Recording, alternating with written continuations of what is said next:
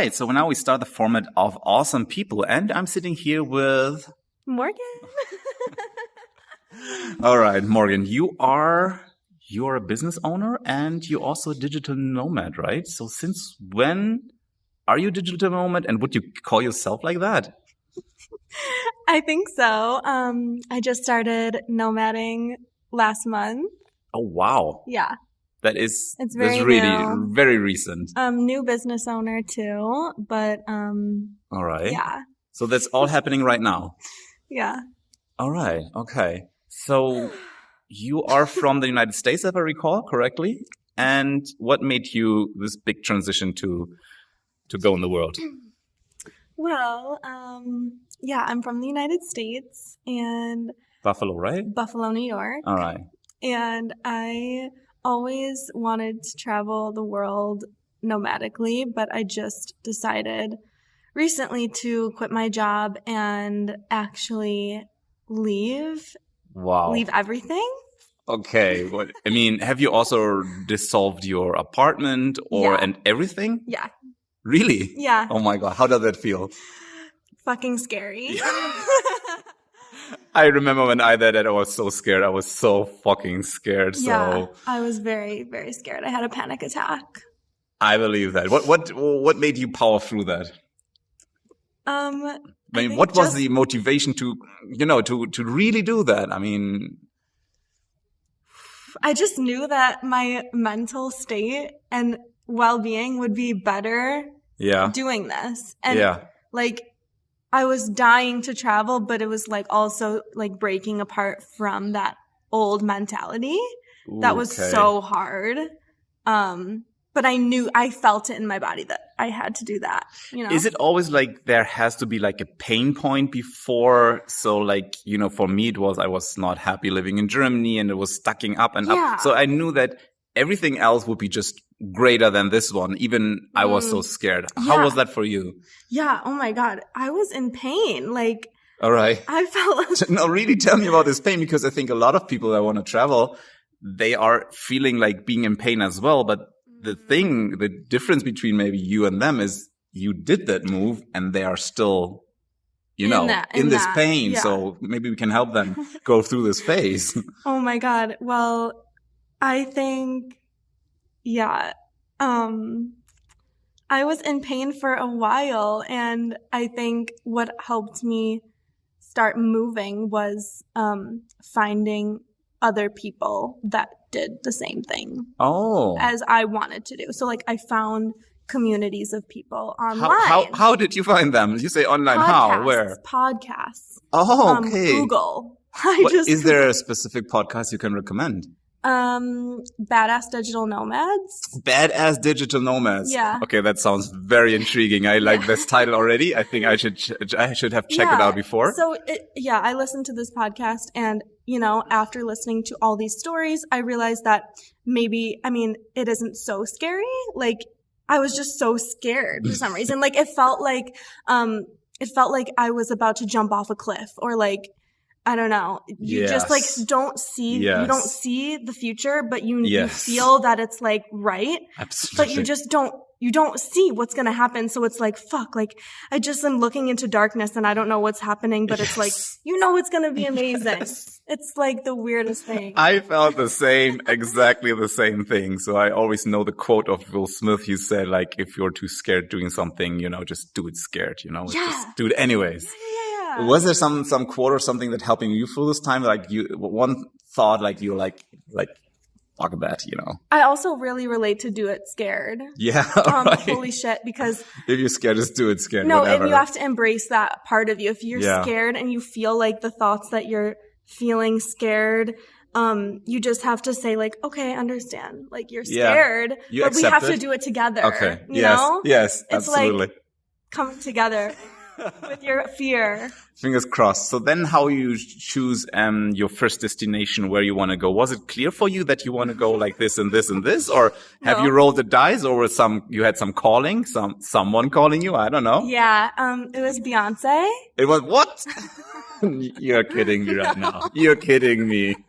Beyonce called you? Yeah. Okay. Tell me more about that. So Beyonce just went on tour.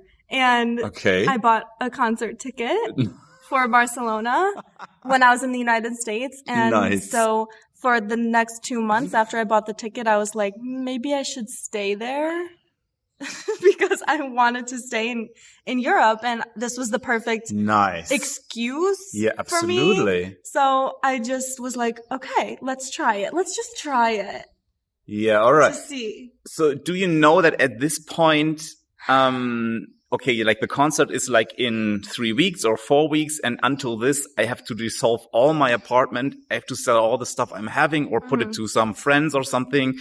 Was it that you had this as a deadline and preparing everything, or was it already prepared and then you get the calling from Beyonce? No, it was not prepared at all, actually. I didn't think about this until I bought the concert ticket, and then like 1 month went by, and then the idea came to me like, maybe this is the perfect time for me to just stay. And so for like 1 month, I like every day had these thoughts like, okay, I have to quit my job. I have to like move out of my apartment, tell all my family and friends I'm leaving. Yes. So it's like all this stuff happening, and I would like sit in my room and just look around and realize like, this is actually happening, and it was so scary. I believe that. I believe that. But you did it anyways. I did it really, anyway really because- proud of you. Thank you. Because I still think it is pretty crazy to give up your job and, you know, this, because for me it was a bit easier. I was already self-employed, and I know that I could take my job with me in a package, but you like quit your job. Like, how far were you like on your career? So what sacrifice you had to do, and how scary was that? Or was it like, I'm not happy with the job anyways, I want to give it up so I could do it? I don't know. I wasn't happy with my current job I was working. Oh, okay. So it was like easy for me to leave. Yeah, you're like, easy. I just want to go anyways, you know? Yeah. I wanted to leave for like a few months or maybe like a year. I was like thinking like, I don't really want to make money for someone else. I want to make money for myself. I got that. So that was like the first idea. And then, I hired a business coach. You did? Actually. Yeah. This was like the first step for me to move out of that like survival mode. Yes. Like fear-based thinking to, like creating your own thing, right? Yeah. So the coach helped you to overcome the fear, basically. Yes, because it was a lot of mental blocks like going on in my mind. I was behaving in a way that was hindering.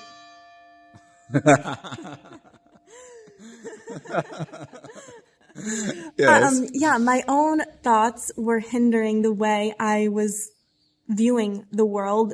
And so I had to rearrange my thoughts in ways that would help me move on to better things. I know it's very personal, but can you give us one example of what kind of thought was blocking you? Yeah. So, I had a belief that taking action was hard. Okay. It was like... Was it not? No. And so no, right? It's not actually hard. It's like something you perceive that you believe that it's hard to take this action. But in reality, it's like, if you ask yourself, do you 100% believe that this is hard? Yeah. You can't really say, 100% this is hard to take action. So I had to, like remind myself every day that taking action is easy. True. That was like the opposite. So I had to rearrange the wires in my brain. It's true. Like whenever, like also when I wanted to move out, I was thinking this is such a big thing. But also like leaving Germany in the end, it is sending one email it takes you 1 minute. Then you pack your bag and you fly somewhere and you're gone, It's actually easy. It's actually quite easy. It really is. So but I think to overcome the barriers we have in our mind is like the way bigger step because it feels so big. But speaking of like the gaps we have in our mind, but they're also like in reaction to our environment. How do your parents react? How your grandparents also, because they tend to be maybe the most conservative, and your friends, what were they thinking about? And do we give them a chance to react on it with saying like, next week I'm out, goodbye? Or how was that? I mean, I actually never, I mean, it was hard for me to say to them, like, I'm leaving. Like, Do you told them, or was it more like also something you asked them? So like, what do you think if I would not live here anymore, and you wanted to see their reaction? no, I didn't ask them. Okay, I'm cool. not the type of person to be like asking people. I just Okay. like say, I make a decision Good. and I'm like, this is what I'm doing. Nice. So, basically I just said like, yeah, I'm moving, I'm leaving. Okay. And so they were, like surprised, like, wow, like you're really wow. ready for this. Like they knew that I was always like a traveling soul. And so they just were like making sure I'm ready for this. Like, are you sure? Asking me questions. And, Okay. yeah. And I feel like it was hard because my friends started to like pull away from me a little bit. Really? Yeah. Like, Was it also that they want to talk you out of this, or were you just a bit like, you are weird, you do something strange? I'm not sure actually. I feel like I was perceiving things like it was hard for me because I was also realizing that I'm not going to be seeing my friends anymore. And Yeah. I think they realized this too. And so it was kind of like a moment where we just kind of like distanced ourselves from each other, which was really hard. It was really hard. But I think now that I'm gone, it's like, I don't think about it like that anymore because we still keep in contact. We talk every day. Like it's not something so sad. I think just before when you leave, you realize that things are changing and this isn't your life anymore. And it's sad. It feels sad. How are your feelings now towards your friends? You still like, you miss them, or you have already incorporated this new style that they're basically always in your pocket with your phone, you know? Exactly. And that's how it is with work too. It's like when you are remote work, or you're a digital nomad, it's like your connection is always on your phone with the world. So it doesn't feel you know what I mean? Yes, absolutely. Yeah. So. Okay, cool. Yeah. I feel good. Now Nice. I feel connected. What's the next step? Where are you flying to? Or I think now you're in Bulgaria. We're in Bulgaria. That's how we've met. And what is next on your schedule? You want to stay here, or you travel? And in what rhythms? You know, I don't know. You stay in one place for a week or 3 days or monthly, or how is your travel rhythm, so to say? So this is what I'm trying to figure out. Okay, all right. Because You're in this process. Yeah, right I'm now. in this process because hearing other people's travel stories and why they travel to different places, it could be for any reason. Like you meet someone here that you think you would travel well with. You could meet them somewhere. If you like festivals, music festivals, you travel to different countries to go to these festivals. Nice. Sounds like a lot of fun. Yeah, there's so many different things. But for me, after this, I'm going to Berlin. I have some friends there, so I decided, why not? Why not? All right. And so I heard it's like super fun there in the summer. Is like, it? Parties and things. So, all right. And then after Berlin, what could it be? I don't know. I think I might go to Albania. Okay. I heard it's very affordable. Okay. And, low cost of living if you are on a budget. I think this is a good place to go. Okay. Perfect. If I look at what kind of questions I get, it's always like people want to do it. They want to travel, but they always think like, how can I do it? I have my job. I stuck in this place. I dependent on having a new kind of job that is, you know, sustaining me, but I can travel with that. I have my job in my pocket and I can really become this digital nomad thing. So you are doing it, right? I am. What exactly you're doing? I am a brand designer. Nice. Yeah. I never thought I would be an entrepreneur or anything like that. I never thought I would. And was it related to the job you were doing before, or is this now something completely else? I mean, have you like worked in a marketing agency or where you could pick up some knowledge about it, or what, is it in kind of related to your job before? No. Not at all. No. No, I never worked marketing. I never worked branding. I never worked as a strategist. So yeah, this is very new to me, but I must be a natural. How you come to this idea that this is what you want to do? How does it resonate with you? So, when I hired my business coach, we did a brand assessment, or a career assessment rather. And so, I basically listed out all my skills, my soft skills, my hard skills, my past school experience. So I studied fashion design in college. Nice. And so I have some design, creative background. I've always been like an artistic person. I've always journaled. I've always drawn little doodles in my book and stuff like that.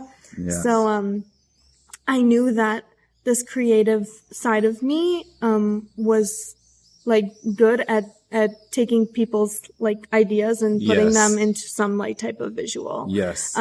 So there was just some skills I had to learn before, starting this business, which was like learning what is brand strategy and how do you, how do you find a strategy for someone's business? It's like, I had no clue what that even was. So basically I binged podcasts and I just read books and I taught myself, the steps in this process. And basically, I have clients now and, I'm learning as I go also. So it's like, it's always a learning process. So taking the first steps, if you're scared and you're like, you're gonna have times when you're like, can I really do this? Like, this is what what?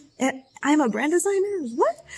But, yeah, it's like being scared and just knowing that it's going to be okay because you can learn anything. You can learn anything. If you have the base skills and you know that you can do it, like anything is possible, you know? And can you relate to this, that it's so easy to binge watch all this content when you're really interested and you're like, yes, I want to, and this next, and you cannot stop. You want to watch the next video and the next video, because you're just so happy about all this knowledge that you absorb like a sponge or something. Yeah. And it's also keeping in mind, like, why I'm doing this. It's because I want to leave this job. I want to leave this lifestyle. I want to travel. So there's a really good motivation behind, right? That is really also driving you. Yeah, exactly. So that's basically how I kept this fire going, is like always reminding myself of my vision, my bigger vision. It's like so important.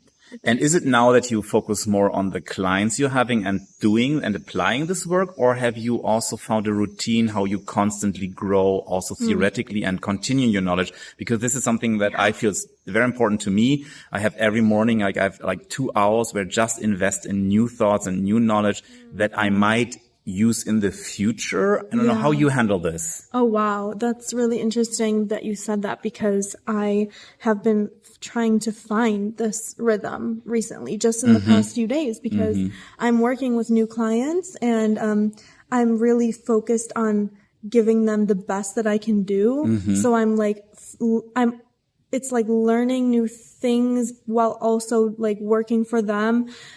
So it's interesting that you said that you have a schedule, because I think I need to implement that, because there's also so much I need to keep learning every day to like broaden my skills and create more value. But now you know already from reality what your clients want, and they give you, I think, a lot of new ideas in what direction you have to get more knowledge from to even tailor to their needs, no? Exactly. And it's so cool. It's like all so new to me. So, exactly. It's like these clients are asking for different things and I'm like, wait, how can I actually do this? Like, how do I do this? And it's like, okay, I just need to learn. I need to sit down for a few hours and learn and then implement that for their project. So it takes maybe a little more time in the beginning to figure out your schedule and how you do things. But as you go, you learn more and you can do more and faster. And so Yes. All your knowledge adds up bit by bit, right? And makes something cool. All right. So one thing that I think is really interesting is I think that people that have made this big jump, leaving their country behind, traveling, having now their own like business, they have to have some kind of a mindset or something that is inspiring them, some thoughts or some like a guideline. I need this for myself. Like every morning, I'm with my morning affirmations. That gives me so much energy to pull the next big thing off. What is it for you that you have as knowledge, as some kind of wisdom for yourself, how you get and stay on track? Well, I journal a lot. I journal every day, right before bed. I usually journal like what I did that day, how I'm feeling about what I did that day.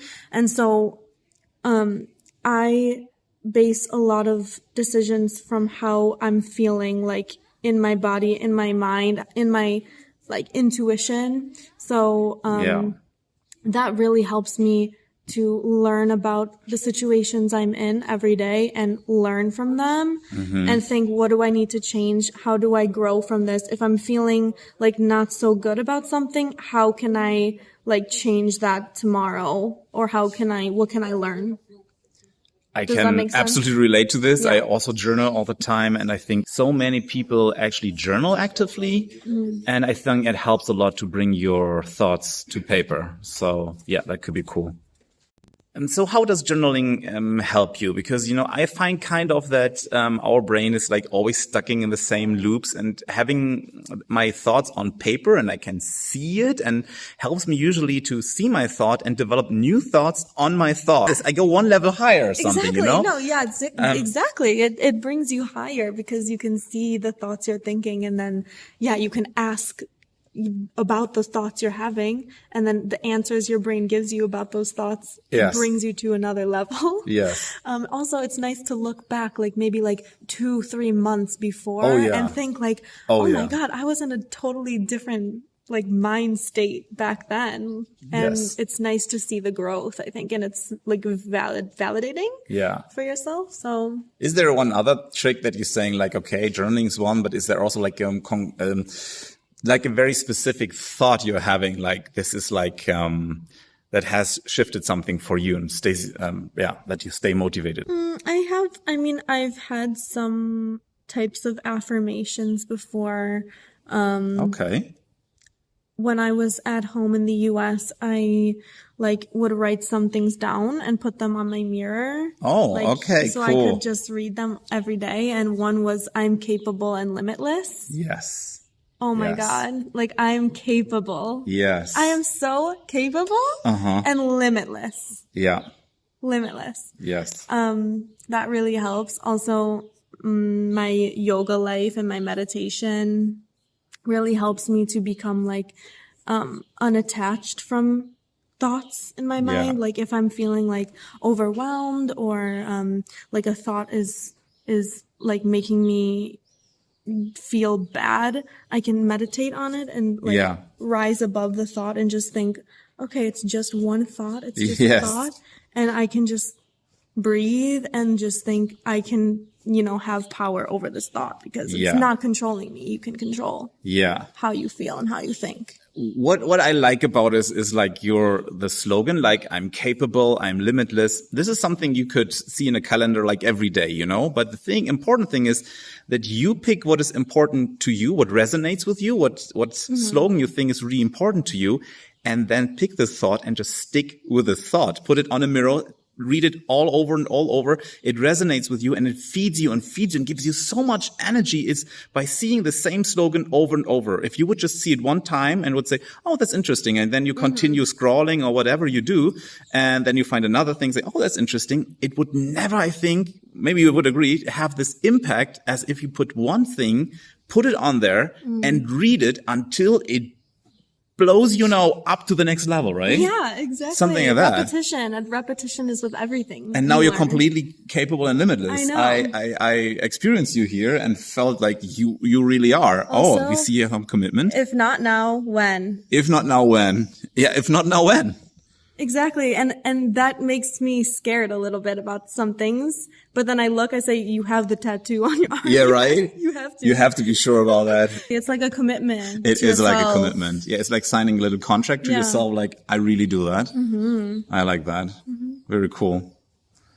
I mean, I like the journey you're on and also like the service you're providing, and it is always a path where you grow. There's not like, even like whoever you go to all these people and you book their services, they are also still learning every day. It's a completely natural path. The thing is just that you have chosen one subject, one part, and you want to become really good with it. And I think this motivation is absolute key to rock everything that you want to achieve in life.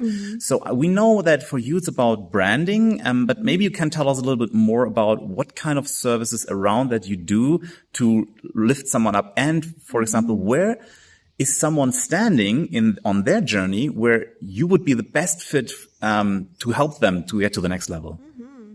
So the people that I help are a little bit stuck because they own a business or want to start a business, and they need to learn who is their target audience and what do they want from them on a deep, like, psychological level, basically.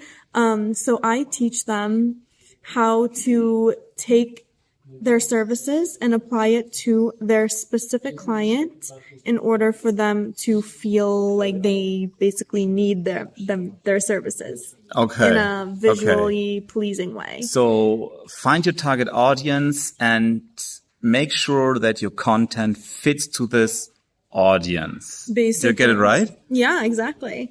What are the components that belong to? Maybe you can guide us a little bit through how you get through this process, like where you start to maybe analyze the audience, and then how many steps you really take to bring someone from A to B. Is that how I can picture this? So the client really has to know themselves on a very deep level. Okay. So the beginning phases are kind of like a therapy session between us. I believe that. So it's I need to know like your deepest goal in this project. Why are you a business owner? Why do you want to have this business? Like, why do you want to help these people? And what's your big vision? What's your values? What's your purpose in this? So some people have never thought about that really. They start a business and they're like, well, I think this would be cool, or like something like this. But I'm like, no, you have to go really deep. Like, you have to really think, meditate on it. And it's like a spiritual thing for me. Why do the people have to reflect so much on like what is important to them? Why does it even matter? Why not just doing things, Yeah, it's the long-term motivation, I think. And, like setting your long-term goals. It's like, do you want to do this just for this month, or do you want to sustain yourself for 5 years, 10 years in this business? Do you really have the passion for this and like the vision? Like, what's your vision? And it just makes them feel like more connected to their business and themselves. So it makes them, perceive it with higher value. So now you have talked about with them, like where they want to go, what their deep motivation, what their driver. What's the next step?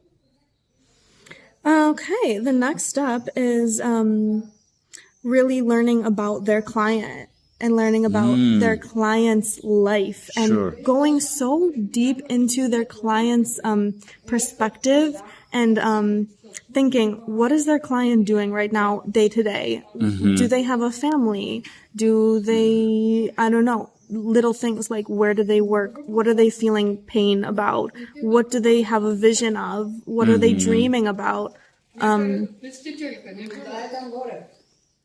So you're really helping people when they want to start, like they have their brand and they want to go, they are you said they're a little lost and they want to know in what direction really to spin their brand, how to attract their audience, also how to grow, like also, how to grow on Instagram, or you focus on some channels, or do they define where they want to go? So where and what part they come to you and they should contact you? What would be the best way? Okay, yeah. Everyone is different. I mean, every client, they have different needs. So some of them focus on Instagram, some of them want to focus on TikTok, and some of them have a business, some of them have not started a business, some of them have a brand, but want a refreshed brand so they can scale their business and actually take on more clients and be perceived with higher value and be like a recognizable brand. Absolutely. So nice. I help people do that. I have a Instagram page named Conscious Creation Studio. Nice. We will put a link in here. Yes. Also, you can follow my personal Instagram as well, Morgan Rozek, and he'll link that as well. Cool. So you can check that out. And there's a link in my bio if you want to just chat with me. You can schedule a free call and we can just chat and see what's going on with your business and let's scale it. Let's grow.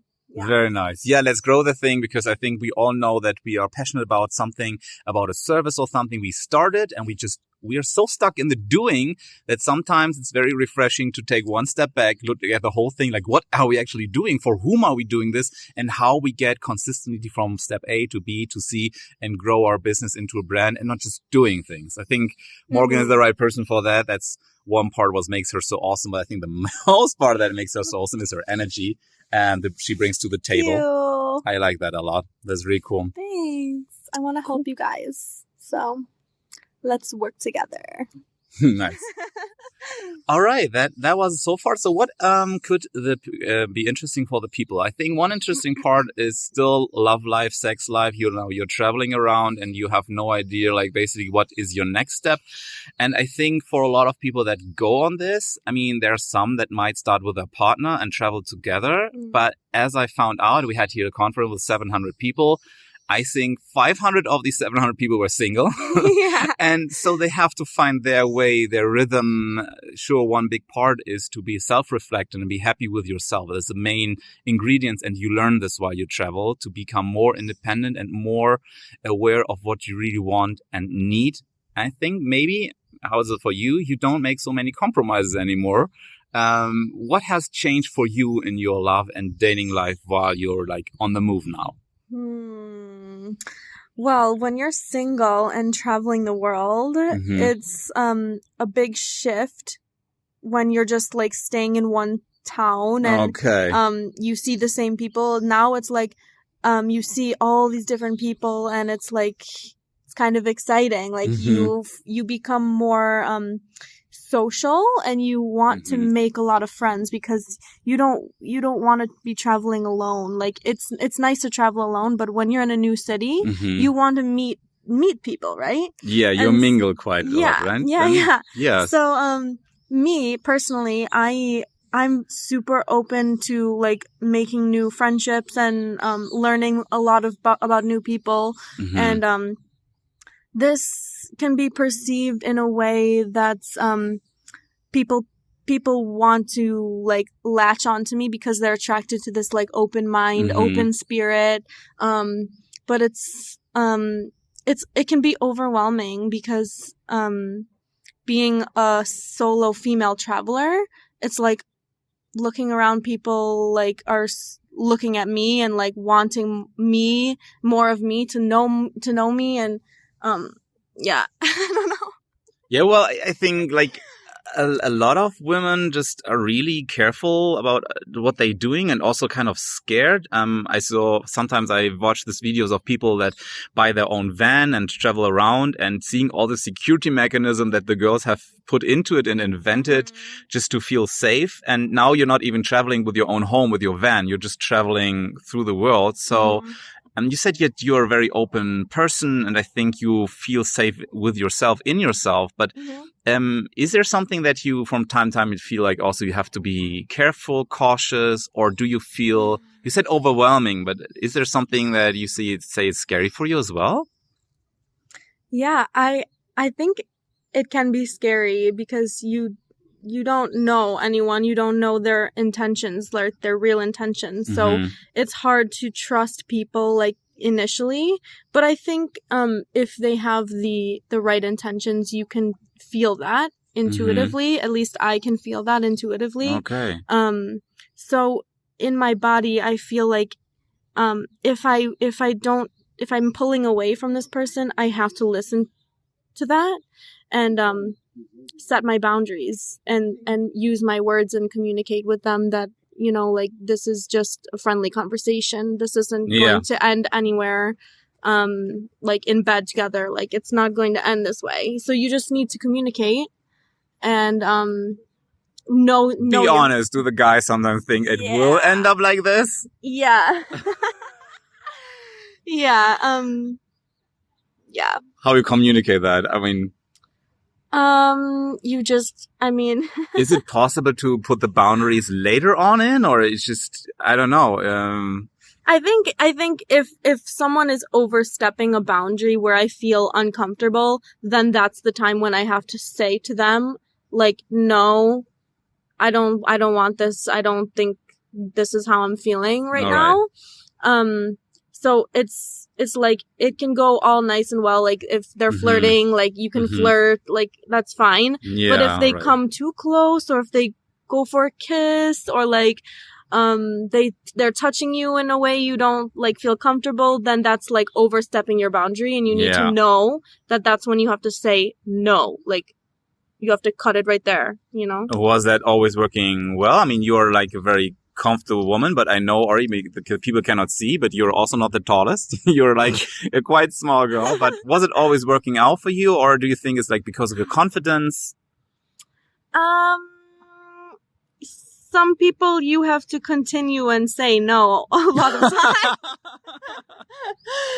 time. Yeah, so I think before it was like hard for me to communicate with people, because I used to be a people pleaser. Like, I would do things for people and let them do things to me and with me, just because like I didn't want to hurt their feelings or something. Like, but that's just, it's hurting you. It's hurting you to not put up your boundaries. It's a learning process. So sometimes you will have to feel like uncomfortable, but the more you do it, the more you practice your boundaries, the easier it becomes and the stronger you feel inside.